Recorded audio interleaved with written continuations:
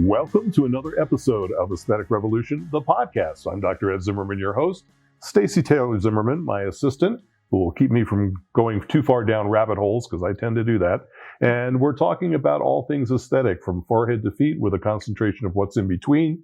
Today, we'd like to talk a little bit about fat grafting. This is a big topic in aesthetic medicine. Of course, it has been for 2 to 3 decades. So, yeah. But there's sort of macro fat grafting. We're talking about Brazilian butts and natural breasts and penises and things like that. And there's unique, small, fine-tuning fat grafting. And they're very different. So when people come in and they come into their consultation and they talk about what can I use to revolumize an area, and sometimes they'll be talking about doing small areas, giving a little anterior cheek projection or hiding the tendons and blood vessels in the back of their hand or something like that. And sometimes they're talking about upper pole fullness after they've had breast augmentation and there's an implant in there, but they still have a little concavity or ski slope from nature or being moms or whatever, or it's somebody who wants to have less of a flat backside, so they want the Brazilian butt, but that's going to be another podcast entirely. Or we do basic liposuction, and we're left with a lot of good high-grade biodiesel fat that could be purified and put into other areas to accentuate things. So people come in, they have questions, and we're here to answer questions. Yep. Don't forget the face. Yeah. So, well, that's why I talked about a little bit of anterior cheek projection or hiding the hollows under the eyes or things like that. So we've talked a little bit. Let's work from the top down. We've talked a little bit about the face and the proportions involved in the rule of thirds up and down, the rule of fifths across, the difference between the elliptical, almond-shaped, somewhat feminine face and the more squared off masculine face. And these are broad generalities. With each person, we like to have a picture that they like of their face from when they were in their mid-20s so we can see what the skeleton used to support and go from there. And certainly fat is a relatively inexpensive volumizer that may, not always, it can be a bit finicky, but may as a living graft last for years, maybe even decades. But it is a living graft, and it has to be handled very carefully, which means it has to be mined or obtained very carefully. So when someone wants to have a little bit of fat grafting, we have to take a little bit of fat from someplace. Generally, it'll be the waist, the love handles, maybe the outer thigh, someplace where we can go closer to the muscle than the skin and remove a small amount of small particles of fat, small particles being 1 to 2 millimeter packets of fat. And we can take it out at very low suction so that we don't hurt the fat cells. And remember, fat cells are probably 50 to 300 microns. A micron's a millionth of a meter. And if you have too many fat cells in a packet and you take it out of the donor site, you're removing it from its blood supply and what feeds the fat cells, and you're removing it from its waste removal system, the lymphatic drainage system. And we take these fat cells out and they're contaminated with red blood cells, with fibrous tissue, with the lidocaine and the tumescent fluid that we use to numb up the area, the donor site. And we have to wash all those things out. And then we need to size the fat cells or the fat packets so that we can put them back in a way that they're more likely to revascularize and live.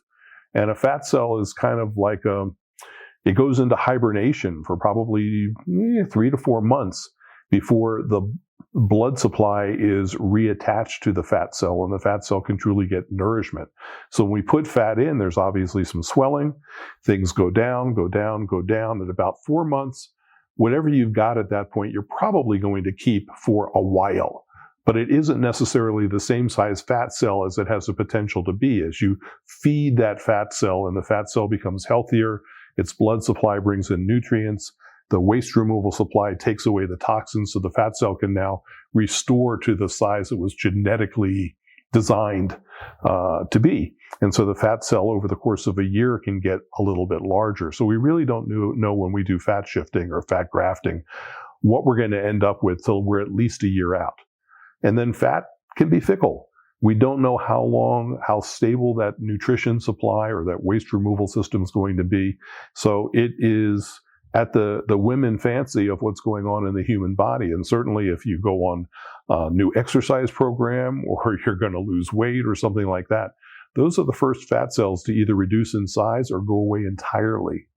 And that can be challenging too. So fat may or may not be a great economic way to do filler long term. And we try to explain that to people.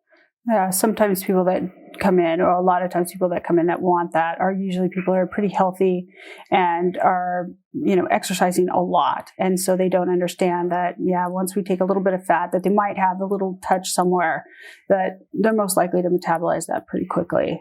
Yep. And so that's not a good procedure for them.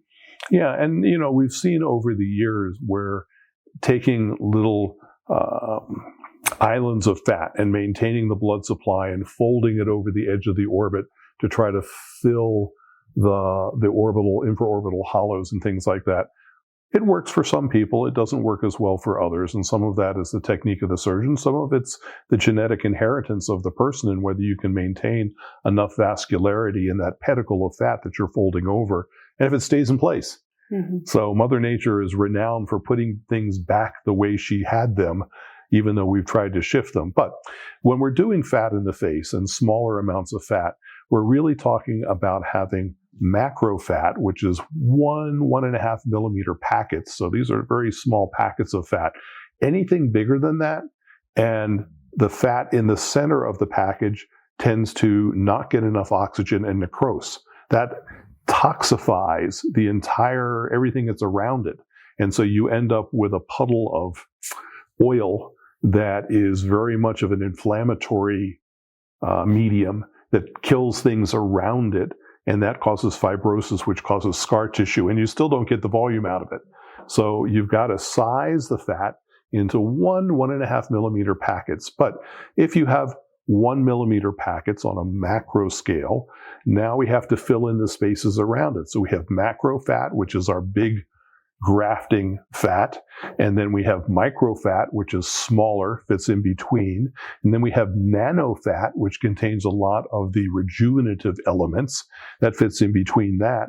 And then we like to utilize the patient's own platelet-rich plasma as a healing process to help that fat both stay in place because it gels things up and also feeds it. It has all the healing factors and the plastic factors, things that make blood vessels grow in, make nerves grow in, things like that. So fat grafting is, at least in our office, always a multifactorial thing. It is truly cell biology. So we're obtaining the fat at low suctions. We're keeping the fat isolated from the air we breathe because the oxygen can oxidize the fat and kill it. We're washing out all the toxins and the broken fibers and the broken fat cells and the red blood cells and the white blood cells. All those have to be cleaned out in order to have a more pure form that we can put in very gently to an area. So we have to prep the area and microtunnel the area a little bit where we're going to put the fat. And then selectively, we have to put in our structural macro fat, followed by our micro fat, our nano fat, and our feeding frenzy, the platelet-rich plasma. So it's a very complex, time-consuming thing to do and do it right.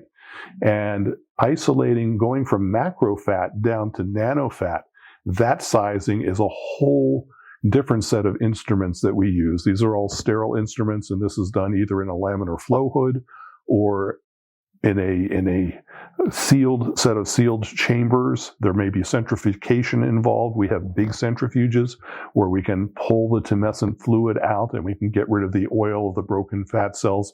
There's a lot of science behind this, which is what fascinates me, in order to get to what looks like a reasonable result, which you may not know what you really have until you're a year out. Mm-hmm. So that's a lot for some people, and that's why sometimes we use fillers, because there's instant gratification. They can keep some fillers for a year and a half, or they can use long-lasting fillers if they know what they want or they decide they like a particular contour. Mm-hmm. But fat does have all the rejuvenative cells, which is why we like to use it in areas where we can get the benefits of those. So where we want the tissue to be supple, where we want to improve sensation. So, after mastopexy or things like that, we can put some fat in, which is going to improve sensation, which is going to improve the color and texture of the décolleté, things like that. We can use it below the belt. Those are generally smaller fat grafting areas. For larger fat grafting, we need to use larger amounts of structural fat if we're doing a Brazilian butt lift or something like that. And we need to selectively put it generally under ultrasound guidance so that we don't accidentally put this fat into a large blood vessel and cause a pulmonary embolus or a death, as we've seen down some states, particularly Florida. This has been an area of concern where they have mandated how this procedure is to be done, and what facilities is to be done, and what training is to be had, and things like that. But there are intelligent ways to do fat grafting. The plexus that supplies the most blood supply is probably just under the surface of the skin. That's where the most blood vessels are. So if you can open a tunnel and you can fill the tunnel without a lot of pressure on the fat, with fat as you go, and you can put fat in from several directions, and then you can massage it and support it and get the platelet-rich plasma in to hold it in place, and then put a little bit of a garment around it so you can hold that material so it doesn't shift a lot or get a lot of fluid that pushes it away from its nutrition or keeps the toxins in place. That's kind of a good way to get a long-lasting response where you're going to maintain decent volume for a tush. And obviously in the tush, we're going to mark those people standing up so that we can see where the hollows are. We can see where we want to have more projection. And we're going to blend that. The two sides of the tush are generally brothers or sisters, or not identical twins. So we have to mark the two sides differently. And there may be hip heights involved. If one leg is longer than the other, they're going to have a little subtle shift of the torso there. Those are all things that we look at as we are taking the body sculpting into account. And of course, getting the patient's input, they're in front of a mirror while we're doing all those markings. Because once they lay down, everything shifts. Mm-hmm. Everybody looks totally different when they lay down. So we're going to put our fat in if we're trying to get a macro result.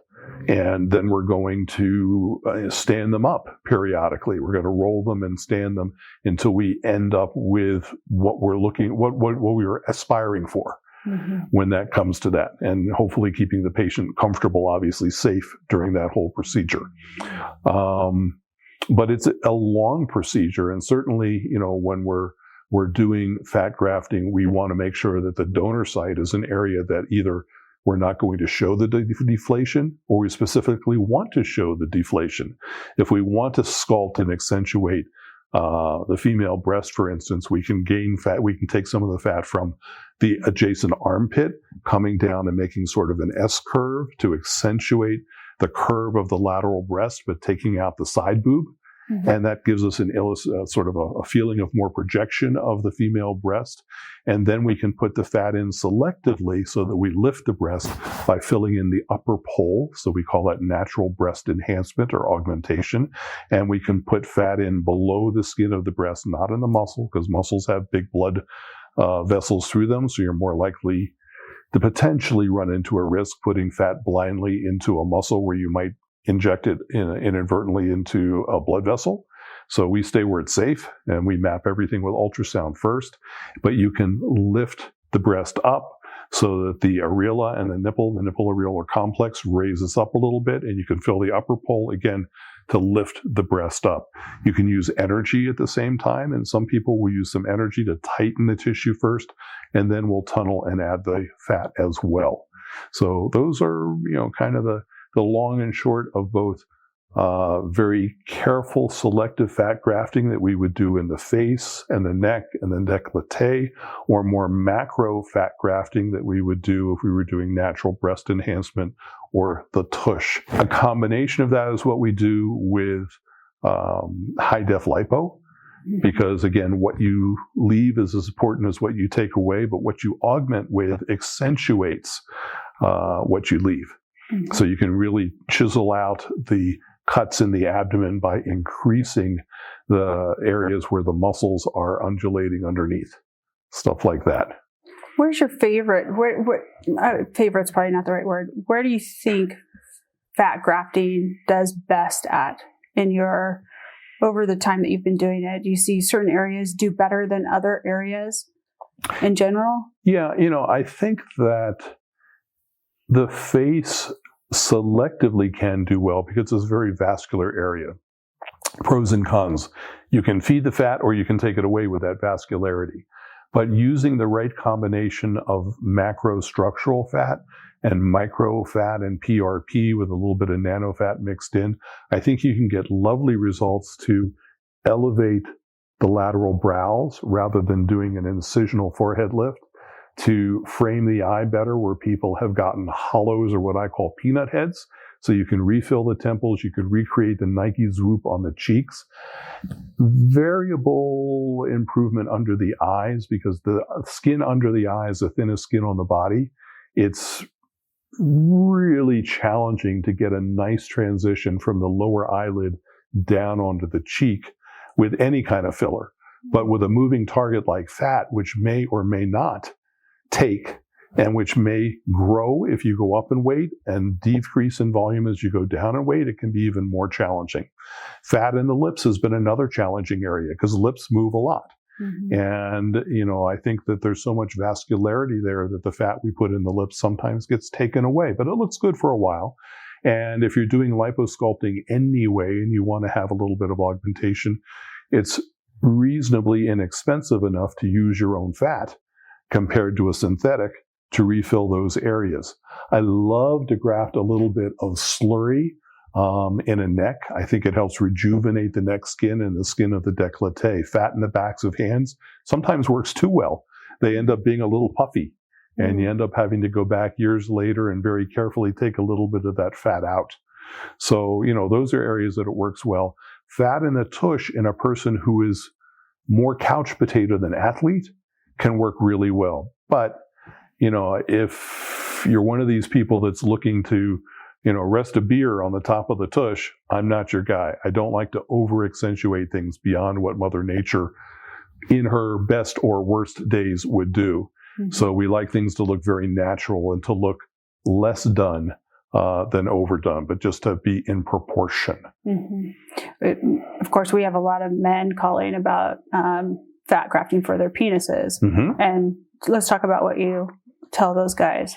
Well, again, fat is a little bit of a fickle substance. And if you're dealing with a guy who is always a shower, that we have a long, non-accordioning element to work with, it may work better. But we're putting the fat in between the skin, which moves up and down, which may or may not have a foreskin or a circumcision scar. And we're putting that be there. And at the base of the penis, that same surgical plane goes out into the pubic area or down into the scrotum. There's not a whole lot to keep the fat from migrating if you don't keep it where it's supposed to be, out into the pubic area. And we spend time taking fat away from the pubic area to make penises show more, to make more of the shaft of the penis able to be seen from the outside. And, not many guys have come in requesting significant enlargement of the scrotum. Mm-hmm. But we can increase, a half an inch to an inch and a half or so, a little bit more sometimes on the girth. We can't affect the length, but the girth of a penis. So we can take a grower and make him a shower all the time. But whether it's going to stay in place, whether it's going to shift and leave you more fat on one side than the other, we've seen that more with cases that have come in from out of the country where they haven't gone through some of the post-operative wrapping and abstaining from relations and things that we talk about. So it can be great. I haven't seen many that have lasted, more than, say, 5 years. And we've certainly corrected a number of them where they've been fat out of proportion, where all the fat, either from gravity or care or whatever, has migrated to one side, or typically the underside of the penis under the head, mm-hmm. Because fat just responds to gravity and fluid, and there's ways to avoid that. But, you've got every guy is a little bit different, whether you have to, put things in sort of a soft cast or have things positioned up or down or whatever in order to keep the fat where you want it. So it's a little bit tricky, and it doesn't always last. When it does last, it has all the rejuvenative elements, and I think that it's good for a phallus to have those rejuvenative elements. I think in the long term, one could argue that it might help with erectile function and keeping the blood supply in the corpora cavernosa moving and things like that. But, fat is not just a storage form of calories. It contains rejuvenative elements. And we use that stromal vascular fraction, whether it's cellular or tissue stromal vascular fraction, to rejuvenate areas of the body and to help treat injury and things like that. That's a whole nother podcast. And, that's something that we're not quite as able to do things in this country because of our oversight by the FDA, good or bad. You can make arguments both ways. But there certainly is a lot of work going on with the use of rejuvenative tissues. Your own rejuvenative tissues are the ones that we favor to improve trauma and inflammatory issues elsewhere in the body. So rotator cuffs, lateral epicondylitis, knees, hips, things like that, areas where there have been issues. And certainly in areas where they've had difficulty in healing, concentrating those rejuvenative cells one way or another seems to help with healing as well. So are you talking about PRP or are you talking about? PRP doesn't have many stem cells. So you're talking your own about platelet-rich the plasma. nanofat. So the nanofat per se, and then taking it a step further, to isolate cellular stromal vascular fraction, which still has microcells in it, or tissue stromal vascular fraction, which is nanofat on steroids. So there's still a few fat cells in there, as well as a number of other kinds of cells. And so those you're are. saying the FDA does not allow us to do that at this time? It's a gray area. And so we're carefully under their guidance, starting to tread in that area again. We had some great successes in the mid 2010 to 2020. In 2017, the FDA came out with pretty much of an edict that said, we don't have enough science behind this. We're not comfortable with it going on. And we all stopped for the most part.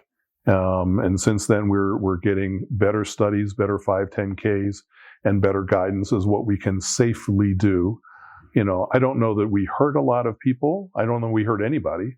I don't know that we necessarily benefited people because there were a lot of things that were going on with, instead of autologous, homologous use of these cells, people were isolating cells from Wharton's jelly and from amniotic cells, umbilical cells, things like that, that should, be, relatively flexible cells, but there's a lot of issues with putting cells from someone else or something else in a human body in terms of cross-matching and things like that. So if you can use your own cells, if your cells are not too old, there's a lot of, I think we're going to see in the next 5 or 10 years, a lot of exciting developments of what we can do with our own cells. And there's a good reason to take some of your own fat cells or hair cells or whatever stemish cells you've got and store them away in liquid nitrogen for a rainy day in the future when you may be able to make use of them with more technologies and understanding what we can safely do with them. That's exciting. Yeah, you won't make a new you. You won't be able to clone yourself. You're not going to live forever. But there's a lot of things you can do to maintain mental and physical function that I think we'll be able to do with cells as we move along. And that's very exciting. It's a very exciting time to work with fat these days. Yeah. Well, gosh, a lot to think about if you're wanting to do fat versus filler in any of these areas. But yeah, a lot more to it than I would have thought. Yep. There's really a lot of science to it, and everybody, has to be screened individually. We have to make sure there's no underlying immune issues and reasons that fat wouldn't take, or we're just wasting your time and money. Right. So a good amount of exploration there. But so we can chew the fat for a long time, but that'll be actually another good topic for the next episode. But I think we've tried to talk a little bit about the kinds of things that one can do with smaller fat grafting. So with the smaller fat grafting, by the way, you don't have to have a whole liposuction setup. You can create a sterile field, numb an area up, use syringe liposuction with very small cannulas and isolate the fat away from oxygen and things like that. So you don't have to do a whole liposuction procedure in order to get small amounts of fat that you can use for rejuvenative procedures in the face. For instance, you may take 30 to 50 cc's, which you can artfully remove from most people. Not your super fit athlete has 10% fat mass or something like that. But most Americans, you can get a few teaspoons of fat and they'll never notice. Right. And then you can process that fat. You'll usually keep about half of it. And, in terms of what are good fat cells to transplant. And you'll usually keep 50 to 70% of what you put in, usually, if it's put in as a mixture of macrostructural fat, microfat, nanofat, and PRP, you'll keep 50 to 70% of that in an area like a face, with the caveat of right under eyes and lips. Those are challenging areas to keep volume long term. But to correct a defect or a divot, or somebody who got a steroid shot where the steroid didn't go into the muscle and it caused fat atrophy, they got a golf ball sized divot. Once you wash all the steroid crystals out, if you want to graft that area with fat, that usually takes great. So lots of fun things you can do. And then when you go big, then you've got to do liposculpting. So we'll talk about the liposculpting that you do for a Brazilian butt or something like that. We've talked a little bit about natural breast augmentation for women, and we should talk about gynecomastia in guys. That'll be a good topic that involves a little bit of fat shifting and stuff. Yeah. So thanks for tuning in on this episode of Aesthetic Revolution, the podcast, where we've chewed the fat for a bit and talked about macro, micro, and nano fat grafting. Like, look, and listen. Ask us questions. We love answering questions about these things, and we'll see you next episode where we'll chew the fat a bit more. Thanks for joining us.